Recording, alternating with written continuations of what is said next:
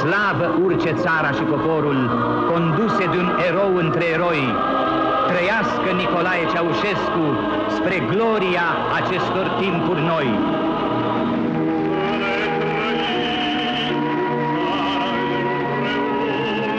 Il fut le plus adulé de tous les dirigeants communistes européens.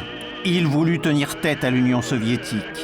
Il se fit appeler le géant des Carpates. Il institua dans son pays la plus sombre des terreurs. Il fit table rase du passé, de sa capitale, de son peuple même. Il crut que l'histoire commençait avec lui. Sa folie lui coûta la vie, sans qu'il eût rien compris de la révolte des siens. Aceste mare manifestări populare din București, considerând aceasta ca o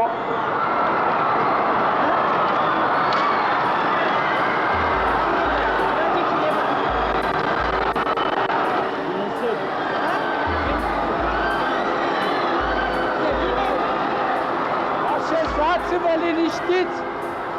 Alo! À la télévision centrale roumaine, c'est la panique. Nul ne sait que faire. Ceausescu saura-t-il se reprendre? Am hotărât în această dimineață ca începând de la 1 ianuarie să majorăm în cursul anului viitor retribuția minimă de la 2000 la 2200 lei. Acest meeting a fost fatal. Ce meeting lui a été fatal. Adică nemulțumirea care Le mécontentement acumulată timp de ani și ani de qui zile s'était accumulé pendant des s-a années transformat s'est transformé din en nemulțumire un ouragan și din revoltă într-un qui a tout care a balayé, măturat tot, y compris Ceausescu. pe Ceaușescu.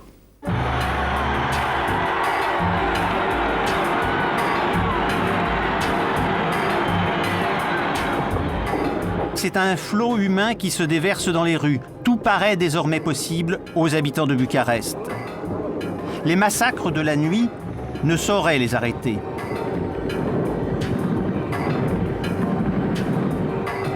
Au petit matin, c'est une foule venue des usines de la périphérie qui marche sur le comité central. Mais sur la place, l'armée déjà se rallie à la révolution. Et quand un hélicoptère apparaît, les manifestants se lancent à l'assaut de l'immeuble du pouvoir. C'est d'extrême justesse que les Ceausescu parviennent à s'enfuir, récit d'un de leurs derniers fidèles. Quand le commandant de l'hélicoptère a sonné à l'aéroport de Bucarest, je vais atterrir. C'est interdit. A rapporté un autre hélicoptère. Je vais atterrir avec le président. C'est interdit.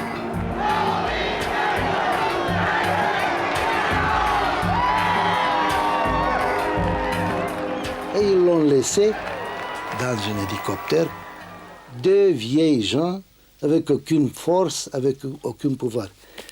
Cet acte a été l'acte qui a signé la condamnation de Ceausescu. Pentru toate acestea, cu gând de lumină și prețuire, constructorii au venit să aducă vibrantul lor omagiu strălucitului arhitect al noului ev al patriei, tovarășul Nicolae Ceaușescu, din a cărui inspirată și realistă gândire, geografia României contemporane s-a înnobilat cu ample și epocale construcții. Dès la fin des années 60, la flagornerie des journalistes et des écrivains roumains ne connaît plus de limites. Mais Nicolae et Elena Ceausescu sont également accueillis à l'étranger avec les honneurs les plus flatteurs. Ils s'enivrent des fastes des vieilles monarchies. Les attentions déployées par les dirigeants occidentaux leur donnent à penser que tout leur est permis. Ce couple, presque illettré, collectionne les distinctions universitaires dans les pays qu'ils visitent. Nicolae et Elena se comptent au nombre des plus grands. En 1951, J'ai fait une découverte extraordinaire. Premièrement, il ne savait pas écrire correctement en langue roumaine. Il était très faible dans la théorie marxiste. Il n'a pas lu Le Capital de Marx, il n'a pas lu Engels, il n'a pas lu Lénine, mais les problèmes de léninisme écrits par Staline, il connaît par cœur. Il pouvait réciter des pages entières de Staline. Et il avait des difficultés à parler. Il balbutiait. Et ça lui a donné un complexe d'infériorité qu'il a réussi finalement à battre.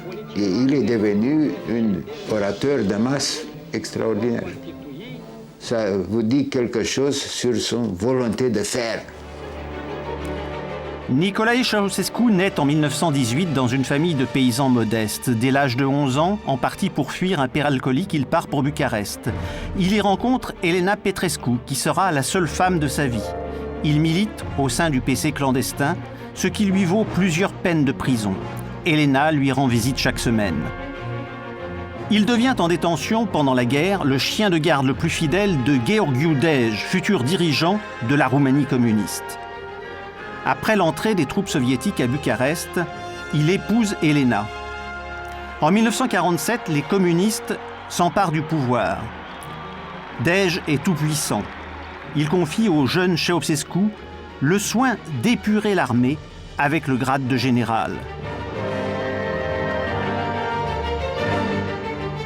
Nicolae s'acquitte avec un zèle féroce de sa tâche. Pendant Gheorghiu Dej, il y avait en Roumanie des goulags. C'était un régime de destruction physique et morale. Jusqu'en 1964, la Securitat a assassiné environ 300 000 personnes. Les gens étaient terrorisés par la Securitat.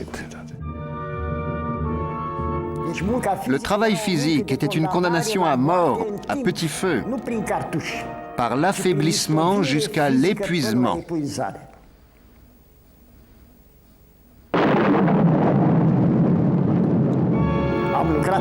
J'ai travaillé. J'ai creusé le canal du Danube à la mer Noire. Des jours, des mois et des années durant, avec ma pioche en hiver, dans la terre gelée. C'était un travail au-delà de toute force humaine. Et pourtant, je l'ai fait. C'était le sort de ceux qui devaient payer pour leurs convictions. Nous étions indésirables pour ce régime. Pour eux, nous ne devions pas exister. Toutes ces mesures se prenaient au comité central, où Ceausescu était le directeur politique. Il était le cerveau qui commandait tous les ministères. Chaque ministère était la façade du régime. Mais les décisions importantes étaient prises au comité central, où Ceausescu, qu'on avait fait général, était la main droite de Gheorghiu Dej. À l'époque, il n'y avait aucun domaine où il ne commandait pas et ne décidait pas.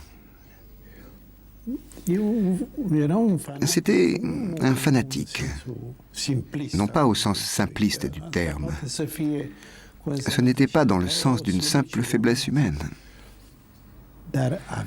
Il avait une ambition hors du commun.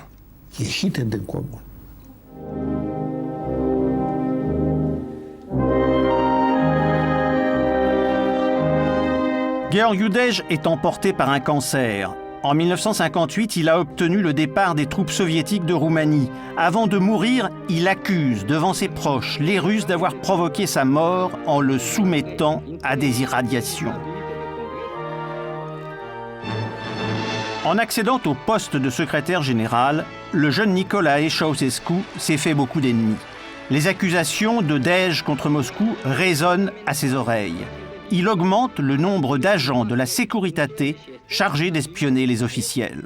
Est-ce que vous avez voté pour Nicolae Ceausescu en 1965? Bien sûr. En croyant que va changer.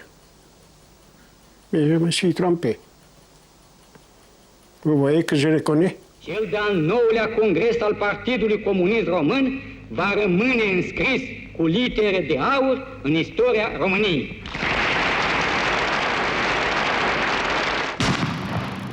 Il restait dans son intérieur très rigide, même fanatique.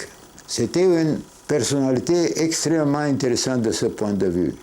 Quand des raisons politiques dictaient flexibilité, il calculait très bien ses mouvements.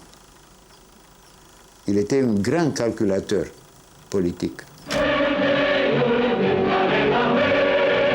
De Gheorghiu Dej, il a retenu que le nationalisme était un atout maître en Roumanie. Il fait libérer des intellectuels qui, du coup, l'encensent. L'adulation dont il est l'objet lui apparaît simplement comme une reconnaissance justifiée de ses mérites. Moi, personnellement, mis à la porte de l'université en 1959 pour attitude anti-soviétique, je fus réhabilité en septembre 1965. J'avais toutes les raisons pour croire que ce type est quelqu'un de bien et c'est un type qui va mener la formule socialiste du pays dans un sens national.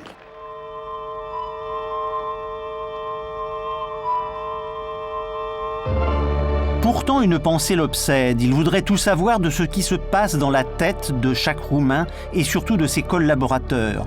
Les domiciles de ces derniers sont mis sur écoute et Elena se délecte à entendre les enregistrements réalisés dans les chambres à coucher.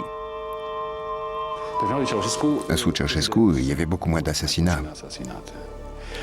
Mais la Securitate a entretenu sa légende, son mystère.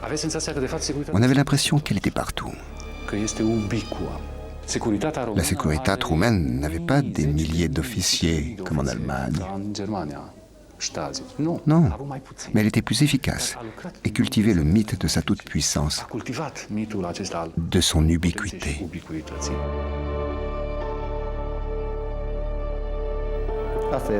C'était ça, la méthode Ceausescu. Qu'en permanence, on se sente suivi, que l'on fasse attention à qui on parlait et de quoi on parlait. Car tout était surveillé, tout était enregistré.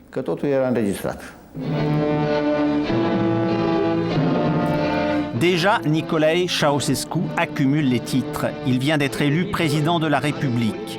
Il brandit le sceptre des anciens souverains. Il est premier secrétaire du parti.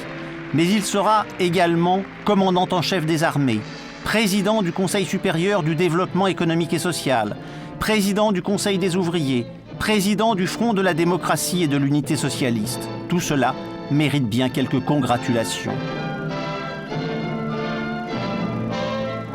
En politique interne, il était un dictateur tyran, mais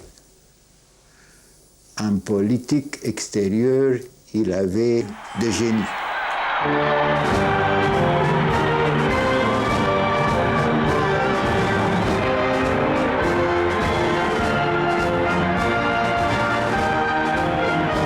Dès la rupture sino-soviétique, Nicolae Ceausescu a fait savoir qu'il ne s'alignerait pas sur les positions de Moscou. Au contraire, il conclut un accord commercial avec Pékin. Mieux, il est le premier parmi les dirigeants communistes à établir des relations diplomatiques avec l'Allemagne de l'Ouest. Et plus fort encore, le 16 août 1968, il signe avec Alexandre Dubček, le principal acteur du printemps de Prague, un traité d'amitié. Quand, le 21 août, les blindés du pacte de Varsovie envahissent la Tchécoslovaquie, sa réplique est immédiate. Au hotărât în unanimitate să-și exprime deplină solidaritate cu poporul cehoslovac, cu Partidul Comunist Slovac. On peut dire que dans ce moment-là, 68, c'était le point maximum de sa popularité. Tout le peuple l'avait soutenu. Et il y avait un grand nombre d'intellectuels qui sont entrés au parti. pour démontrer ce soutien politique au parti et personnellement au Ceausescu. Et c'était une période positive en général pour le pays.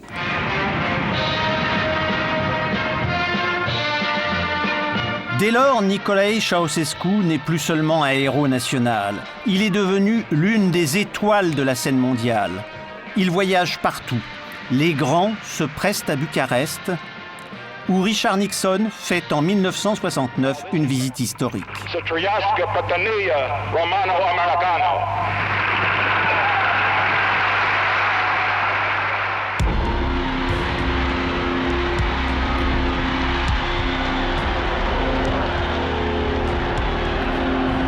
En début d'après-midi, une partie de la foule met à sac l'immeuble du comité central, tandis que l'autre crie « Ne détruisez pas les preuves ».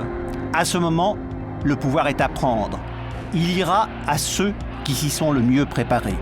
Vinovatul principal este Ceausescu.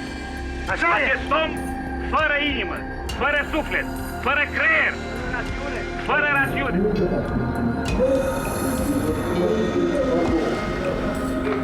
À l'intérieur du comité central, on trouve des jeunes gens et des ouvriers qui viennent de prendre d'assaut ce symbole du pouvoir. Les communistes écartés autrefois, qui sont les seuls à disposer de l'expérience nécessaire. Les fidèles du régime, qui n'ont pas pu s'enfuir. La foule et les soldats stupéfaits découvrent un réseau de souterrains qui aurait dû favoriser la fuite des époux Ceausescu. Ces tunnels, imaginés par un esprit obsédé par les complots, courent sous toute la ville et jusqu'au palais présidentiel. Ils auront été inutiles. À bord de l'hélicoptère, Ceausescu entend les révolutionnaires crier leur joie à la radio. L'armée de l'air est passée dans le camp de ses ennemis. La fin a été lamentable. Partir avec un hélicoptère à 30 km de Bucarest. Mais pourquoi faire? Il pouvait prendre n'importe quel avion pour aller, je sais pas moi, en Libye ou ailleurs. Mais avec l'hélico, il n'avait aucune chance.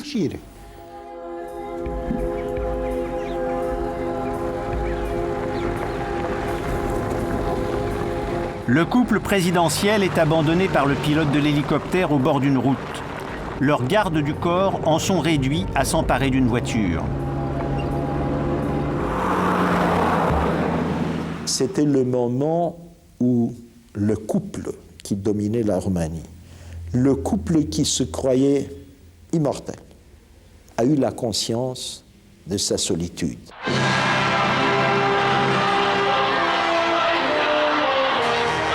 « 1971 sera l'année du tournant décisif pour Ceausescu. Les dernières digues psychologiques qui le rattachent encore au bon sens tombent. Il est enthousiasmé par les spectacles gigantesques que lui offrent Mao Tse-tung et le Nord-Coréen Kim Il-sung. La Roumanie doit s'engager sur cette voie. Il était fasciné par le modèle de Kim Il-sung. Il a vu dans ce modèle coréen un contrôle total de la part du dictateur.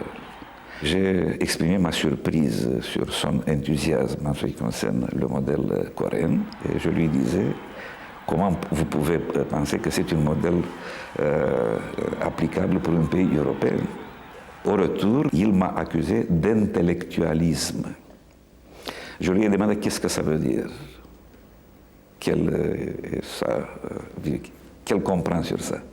Il m'a promis de m'expliquer ça d'une manière plus concrète, mais ce dialogue, je ne l'ai pas eu. Alors, il m'a argumenté dans le comité exécutif que je dois accumuler d'expérience. Oui, c'était la manière chinoise pour la rééducation. Quand il est revenu en Roumanie, il a prononcé un grand discours dans lequel il a annoncé cette nouvelle politique de révolution miniculturelle et en même temps d'un régime plus répressif et policiste. C'était le moment de changement radical de sa stratégie.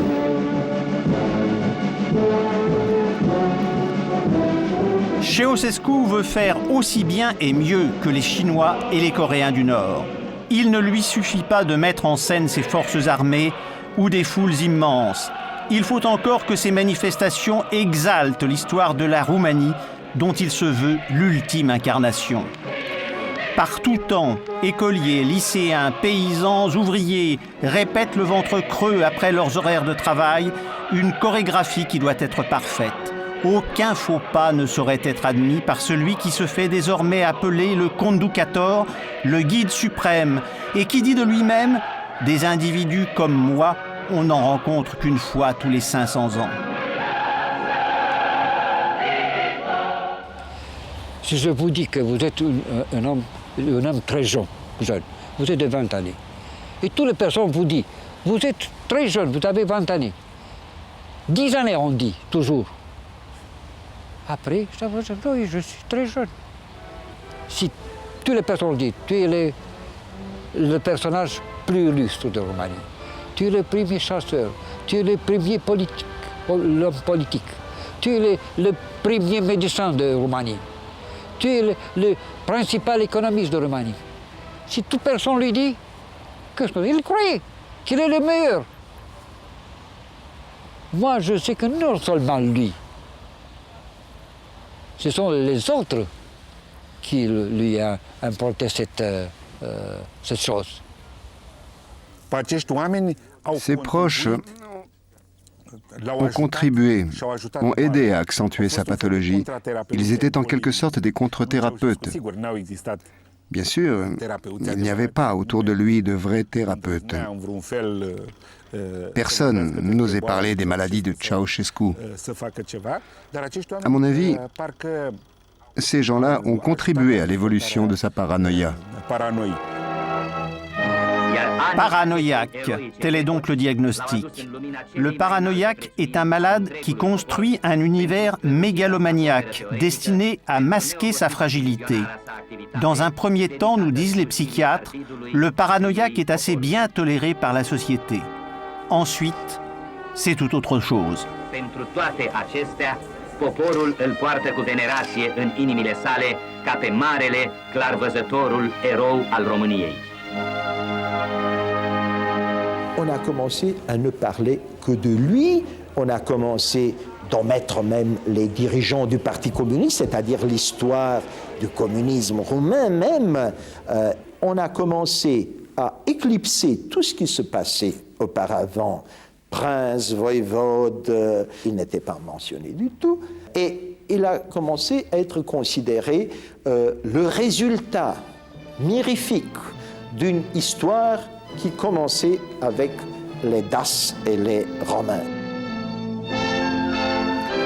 Elena accompagne partout son mari. La camarade, académicienne, docteur, ingénieure, comme il faut la nommer, entre au Politburo en 1973 et devient vice-premier ministre en 1980.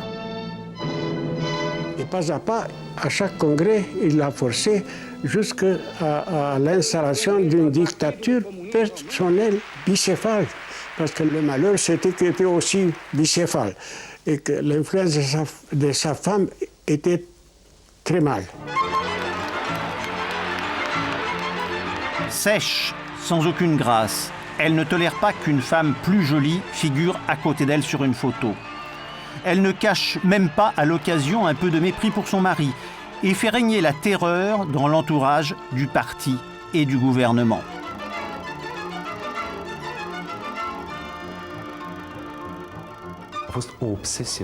C'était une obsession permanente du couple Ceausescu, que la nomenclatura et leurs proches puissent fomenter un coup d'État. Le microphone, il y avait partout, dans tous mes bureaux où je travaillais et dans la maison aussi. Le système de la sécurité était très fort organisé, c'est pour ça qu'il a réussi. Beaucoup cédaient à cette pression formidable, terrible, exercée par les officiers de la Securitat. Il y en a très peu qui ont résisté, qui ont refusé. À chaque mouvement, de faire une petite critique, il destruisait de fonction à n'importe qui, il l'envoyait ambassadeur quelque part en Amérique du Sud ou en Afrique.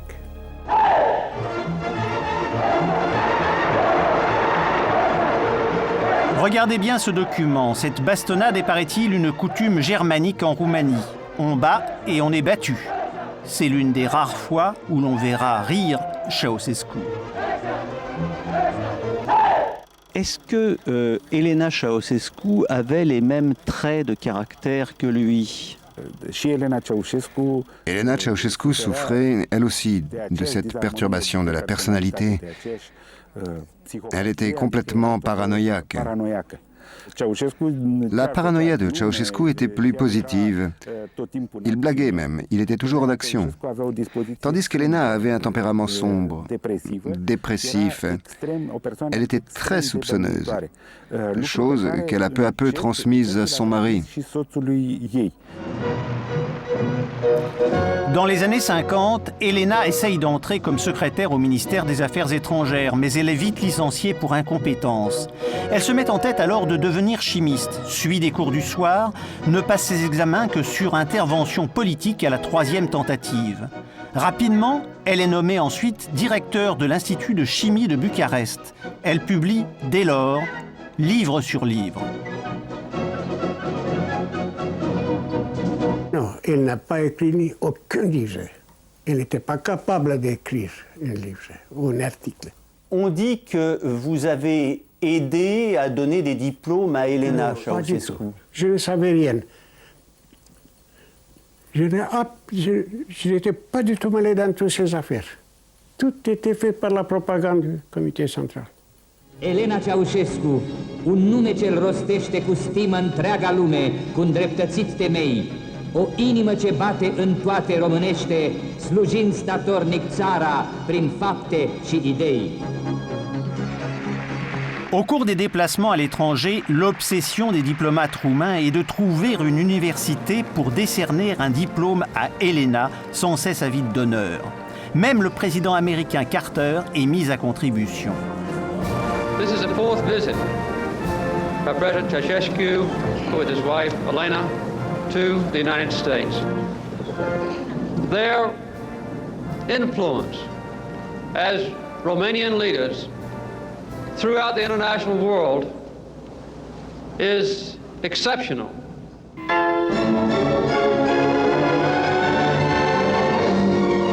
Mais Elena veut toujours plus de pouvoir. Elle devient ministre de la Science et de la Culture. Son premier geste consiste à réduire de moitié la subvention du Théâtre national. Le directeur de cette institution parvient à rencontrer Nicolae.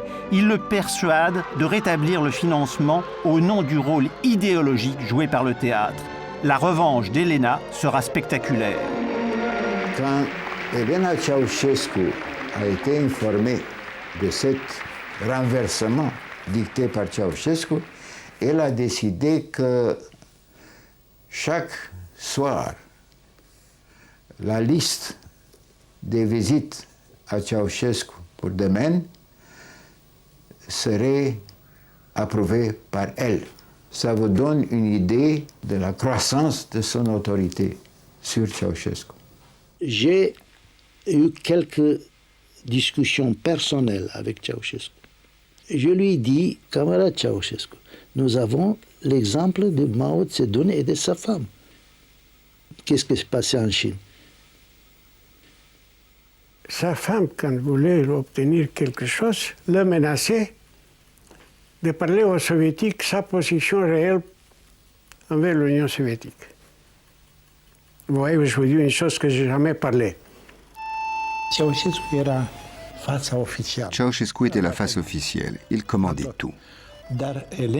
Mais Elena s'était constitué ses propres réseaux d'influence. Ensemble, ils atteignaient leur but, agissant en parallèle, détenant de fait chacun ses instruments de pouvoir.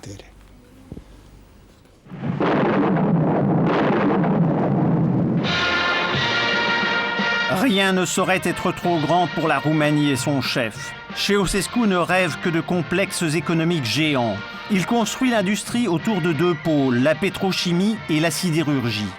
Mais les réserves pétrolières de la Roumanie s'épuisent et l'acier en surproduction est bradé au tiers-monde. Une usine roumaine demande 4 fois plus d'énergie que son équivalente occidentale pour la même production. Un combinat consomme à lui seul autant que Bucarest. Il est vrai que les habitants de la capitale n'ont droit qu'à une ampoule de 40 watts par pièce, que l'usage des réfrigérateurs est interdit et que la température maximale tolérée en hiver dans un appartement est de 14 degrés. Tout ce qu'il voulait, il a réussi à réaliser.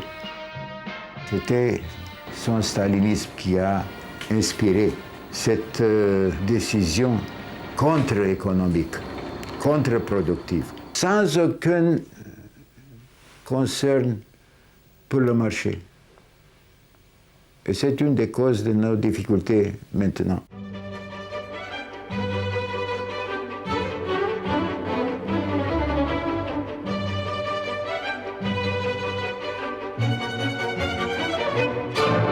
La Roumanie dispose de riches terres agricoles, mais la collectivisation, là comme ailleurs, a fait baisser les rendements. Pour la première fois, en 1981, le pain est rationné. Le couple présidentiel décrète que les Roumains mangent trop. Ceausescu établit un menu idéal. Il préférait exporter tout ce qu'on pouvait, laissant le peuple roumain sans pour s'affamer.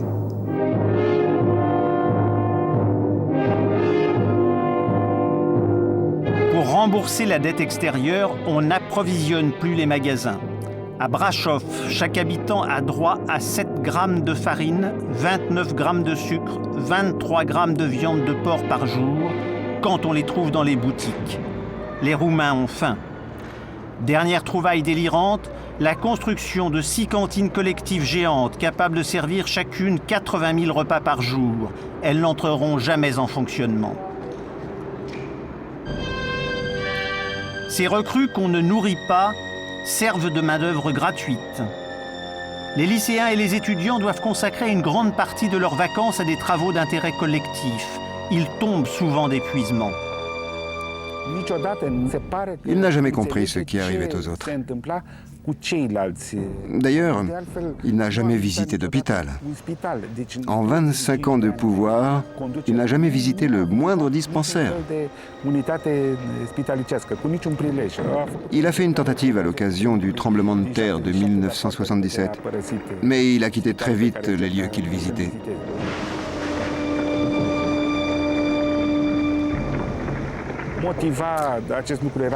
C'est sa peur obsessionnelle d'être contaminé par une maladie qui peut expliquer ce comportement.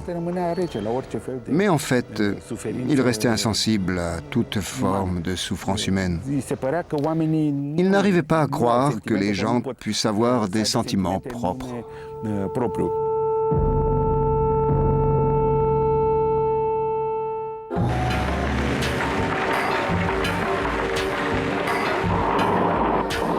Dans l'après-midi, alors que les combats se poursuivent à Bucarest, Nicolae et Elena Ceausescu arrivent à Târgoviște. Ils comptent sur la loyauté de la Securitate et de la milice. Mais là aussi, la ville s'enflamme. Ils sont livrés à l'armée qui va les dissimuler 3 jours durant dans une caserne. Ce fut un moment où nous nous sommes rendus compte du fait qu'il est abandonné. Lui, j'ai l'impression qu'il ne croyait pas encore. Il était tellement ivre de son pouvoir, il était convaincu qu'il a le peuple près de lui.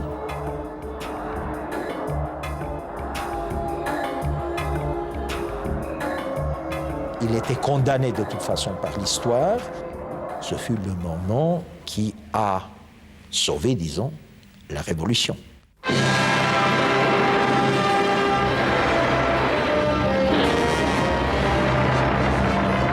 En 1977, le terrible tremblement de terre de Bucarest est pour Ceausescu une opportunité magnifique.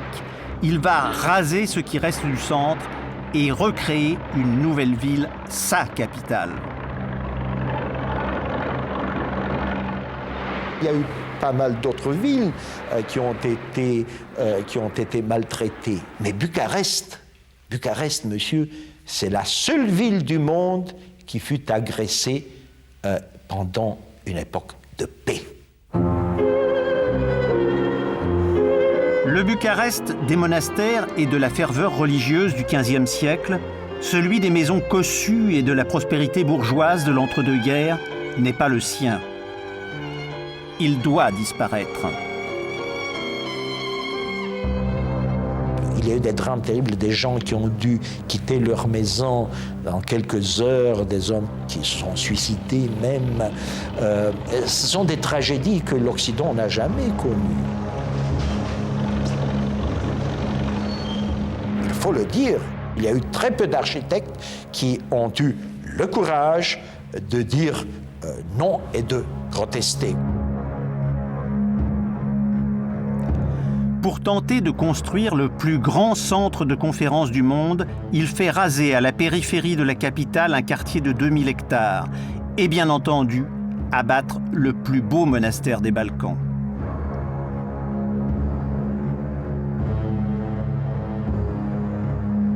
Le monde commence à s'émouvoir de cette folie destructrice. Des intellectuels, l'UNESCO s'alarment, c'est trop tard. Pourtant, le palais des congrès ne sera jamais édifié. Ses fondations se sont enfoncées dans les marais. Il paraît qu'il a arrêté les travaux de démolition qui ont été repris quelques jours plus tard sur l'ordre d'Elena Ceausescu.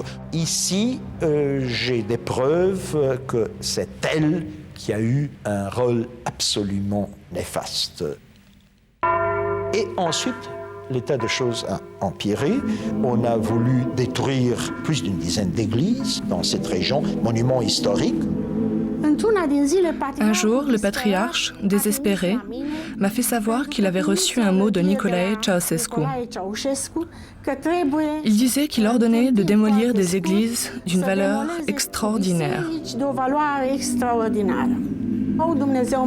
J'ai réussi à entrer en relation avec la belle-sœur de Ceausescu, Adela Petrescu. Elle est intervenue avec force, disant que c'était une honte pour la Roumanie de faire des choses comme ça et que nous serions jugés par la postérité. Nous étions 5 ou 6 intellectuels roumains qui ont protesté et qui ont obtenu qu'elle soit translatée à plus de 200 mètres.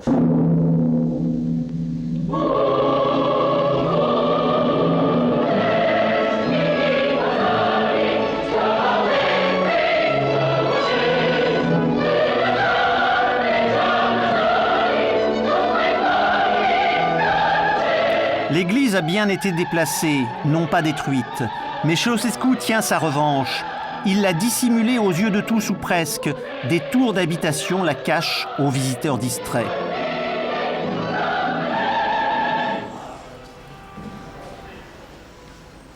Ceausescu avait reçu une certaine éducation religieuse. Sa mère était très pratiquante. On pourrait même dire bigote. Par contre, ce n'était pas le cas d'Elena Ceausescu, qui, elle, a tout fait pour éloigner son mari de l'Église. D'après leur attitude envers la religion, je crois bien qu'ils voulaient ôter toute mémoire.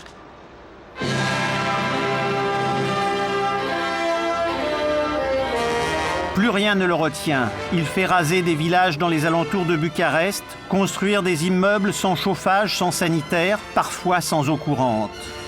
Un geste et un quartier disparaît. Un geste et un autre naît.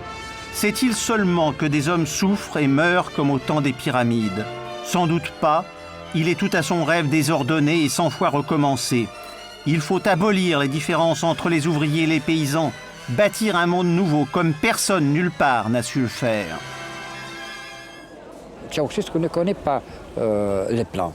Elle ne peut pas faire une remarque sur un plan. Alors, on lui dit avec les mains, on lui propose, et on doit faire des maquettes. des maquettes, mais même les maquettes ne sont pas suffisantes. On traçait des courbes d'après ces gestes. C'était des histoires qui peuvent arriver peut-être dans le monde persan, dans le monde turc d'auparavant, le shah ou le sultan qui viennent et font des signes et qui sont respectés par les autres.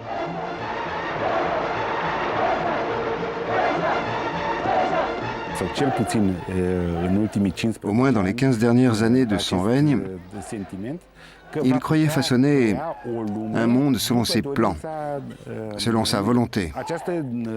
Mais c'était un monde tellement froid, tellement injuste, primitif, dans lequel n'existait rien, qui excluait toute forme de joie et de plaisir.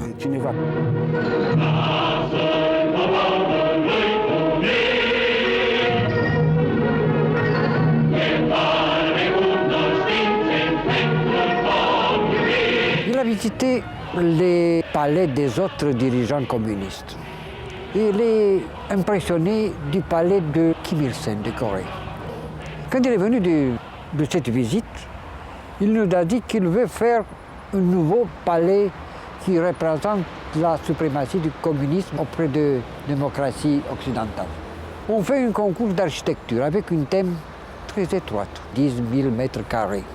Deux architectes ont fait un projet qui est 10 fois plus grand que le projet initial. Ils ont gagné. Parce que Ceausescu ne peut dire, lui, moi je veux un grand palais. Ce sont les architectes et les autres dirigeants qui ont dit, pour toi, qui est le premier personnage de Roumanie, un palais plus grand. Alors s'érige le plus grand palais du monde. Comme à la tour de Babel, Nicolae Ceausescu y rajoute des étages, y mélange les styles. Les carrières de pierre ne produisent pas assez vite, peu importe. On termine des murs avec des parpaings, on épuise les marbrières, on dévaste des forêts entières, on travaille nuit et jour. Les escaliers de marbre rivalisent avec ceux du Vatican. Les salles de réception sont hautes comme des immeubles de 3 étages. Les lustres plus lourds que ceux de Versailles. Et le grand balcon donne sur le boulevard de la victoire du socialisme, plus large et plus long que les Champs-Élysées. Combien de temps il a fallu pour construire cet ensemble? Cet ensemble, je crois que c'est 5 années. Presque tous les centres sont faits en 5 années. Et combien de personnes ont travaillé? Pour tout cet ensemble, c'est 100 000 personnes. Combien ça a coûté? Il n'y a pas de prix. Si on doit travailler, on doit le faire. Le coût ne compte pas. Au geste à la limite.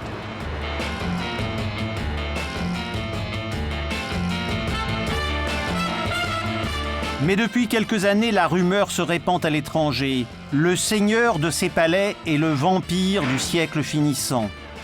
Pour satisfaire à ses caprices, il boit littéralement le sang de son peuple.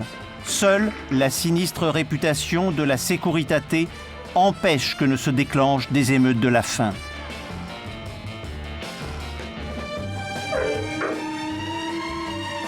Son pays est trop petit pour lui. Il oblige ses sujets à faire des enfants, souvent abandonnés dans des orphelinats qui sont des mouroirs. Il interdit la contraception.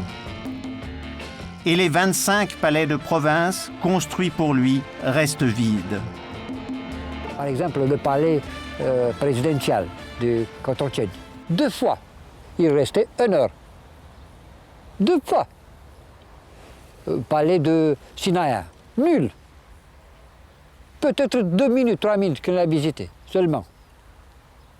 Toujours, il restait à Bucarest, dans sa maison, ou à Snagov, ou avait une autre maison plus petite, non palais. C'est une maison qui se rassemble à sa maison natale, une maison de paysan. Il était un paysan, toujours. Il a vécu comme un paysan et a mouru comme un paysan. Seules 2 vaches ont été sélectionnées pour fournir du lait au couple présidentiel. Ceausescu s'alimente peu, il est obsédé par la peur des microbes, il est essentiellement végétarien. Tout ce qu'il mange est d'abord goûté, Puis un petit morceau est envoyé au laboratoire central pour analyse. À l'étranger, il emmène sa nourriture, mais aussi sa propre literie, au cas où une poudre aurait été répandue dans ses draps. Au fond, il n'a qu'une distraction, c'est la chasse. Il est le meilleur et le plus grand chasseur de Roumanie, qui pourrait en douter? Les ours sont nourris à la viande fraîche qui manque si cruellement à l'alimentation des humains. Tout comme les sangliers, ils sont assommés de somnifères peu avant l'arrivée du grand homme. Les tableaux de chasse sont brillants, mais ne trompent que leur auteur.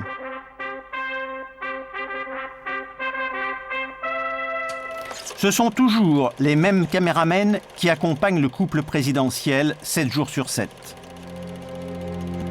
On joue la comédie de l'entente et du bonheur familial, mais Zoya, leur fille, déteste son père et sa mère. Tout sonne faux dans cette vie où chaque détail est contrôlé jusqu'au ridicule. Une fois, Ceausescu s'en est pris à mon collègue caméraman. Pourquoi tu m'as coupé au genou? On voit plus mes jambes. Un camarade président, j'ai fait ce qu'on appelle techniquement un plan américain. Ah non, non, non. Moi, je veux que des plans roumains. Parce qu'on en a marre des Américains. Dans un jour, je suis à son palais de Snagov. Il m'a interrogé dans un jardin avec des prunières. Et les prunes sont tombées. Pourquoi les prunes sont tombées? Je suis architecte, qu'est-ce que je dois faire?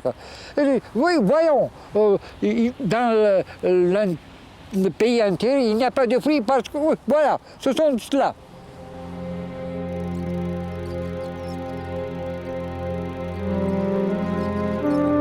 Ces dernières années, Ceausescu est de plus en plus seul. Il refuse même de se laisser soigner.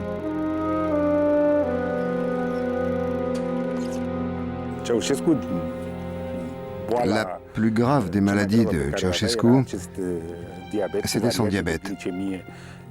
N'importe quel médecin vous dira que si on ne soigne pas cette maladie, cela peut conduire à une forte baisse des facultés mentales.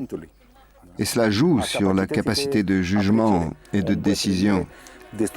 Il avait aussi un début précoce de vieillesse psychologique.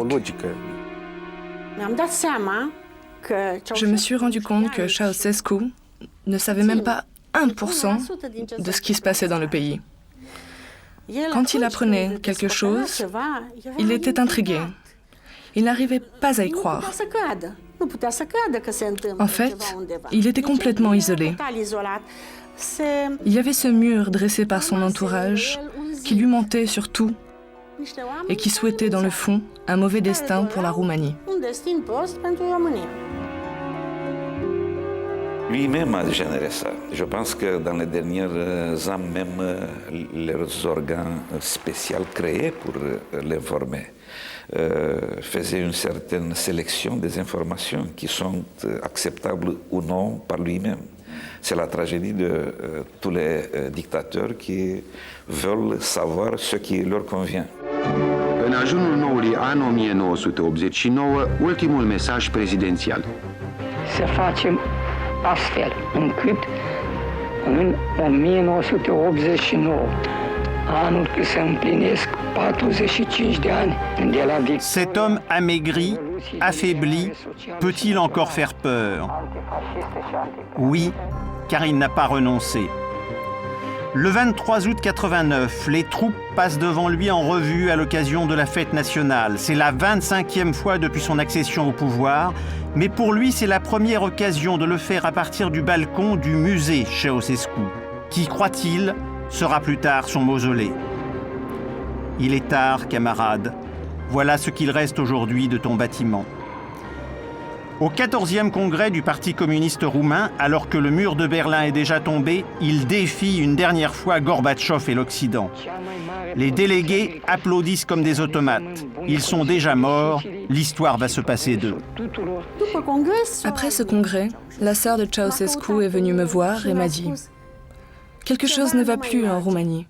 Je pense que c'est fini. » Je n'oublierai jamais ces paroles. Et elle a conclu « Maintenant, je n'ai plus qu'à prier pour mon frère, parce que tout est fini pour lui. » Après avoir entendu ce discours, j'étais très inquiet. Ça m'a fait réfléchir. Je crois qu'au plus profond de lui, il avait peur d'être lâché par ses proches, de ne pas être si aimé que ça, ni cru par son peuple.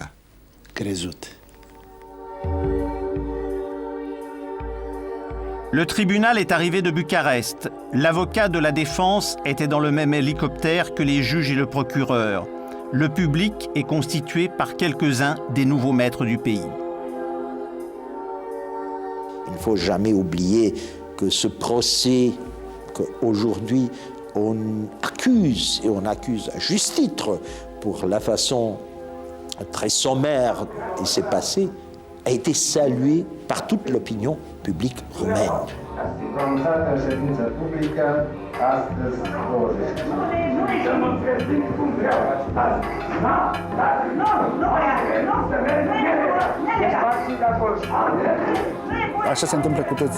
C'est le destin de tous les grands paranoïaques. Ils meurent sans comprendre ce qui leur arrive. En quoi ils ont eu tort? Il y a comme une fatalité à persévérer dans ses erreurs, dans ses fautes, jusqu'au dernier instant.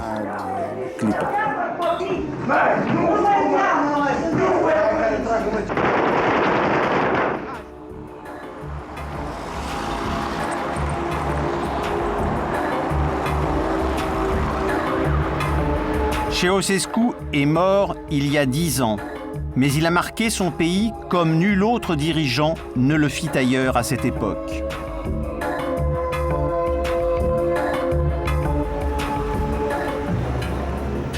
La sécurité est le problème inachevé de la révolution roumaine. Jamais on n'a fait une enquête pour leur activité monstrueuse, répressive, criminelle.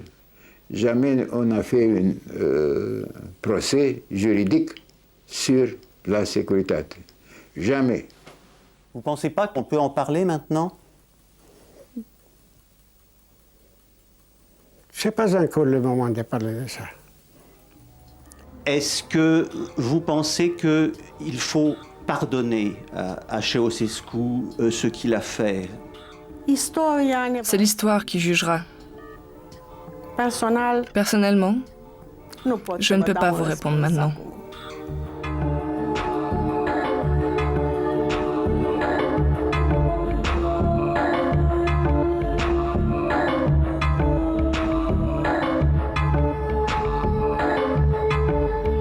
Le diagnostic est simple.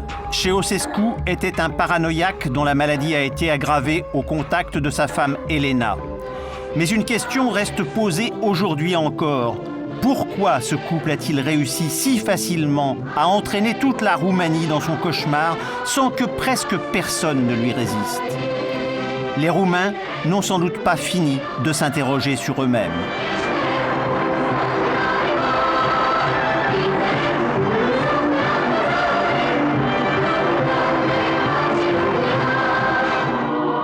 În slavă urce țara și poporul, conduse de un erou între eroi.